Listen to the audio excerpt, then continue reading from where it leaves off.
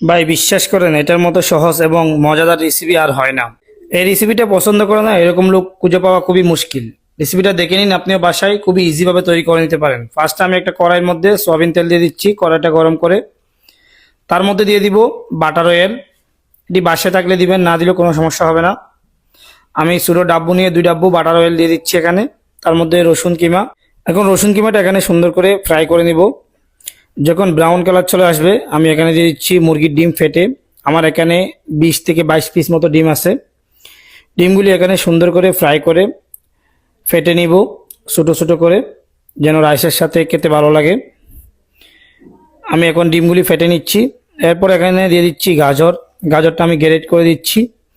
গাজরের মধ্যে হিউজ পরিমাণ পানি থাকে, সেই জন্য গাজরটা এখানে আপনারা মিনিমাম 3 থেকে 4 মিনিট ভালো মতো গরম করে নেবেন, হিট করে নেবেন, যেন গাজরের পানিটা শুকিয়ে যায়। যখন গাজরের পানিটা শুকিয়ে যাবে আমি এখানে দিয়ে দিচ্ছি বয়েল করা রাইস। রাইসটা যখন আপনারা বয়েল করবেন, আপনারা 85 থেকে 90% রাইস বয়েল করবেন, এর বেশি করবেন না, তাহলে আপনার রাইসটা নরম হয়ে যাবে। আমার এখানে 5 কেজি চালের রাইস বয়েল করা আছে। এগুলি এখানে দিয়ে সুন্দর করে নাড়াচাড়া করে গরম করে নিতে হবে। রাইসের প্রথম প্রসেস হচ্ছে রাইস মজা হওয়ার। রাইসটা প্রথমে কড়াইতে দিয়ে ভালো মতো হিট করে নিতে হবে মিনিমাম 10 মিনিট অথবা 7-8 মিনিট।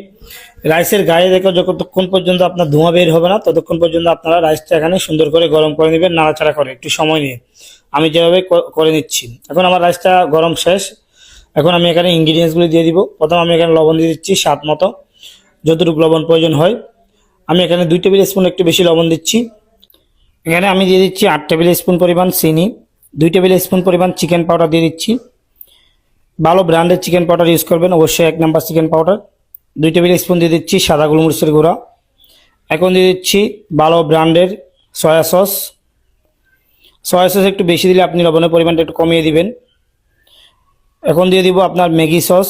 আপনারা ভালো ব্র্যান্ডের ম্যাগি সস এবং চিকেন পাউডার নিতে চাইলে আমাদের শেফ কিচেন বিডি পেজে নক দিতে পারেন। ওখানে সব ধরনের 1 নাম্বার এবং ইম্পোর্টেড প্রোডাক্টগুলি পাওয়া যায়।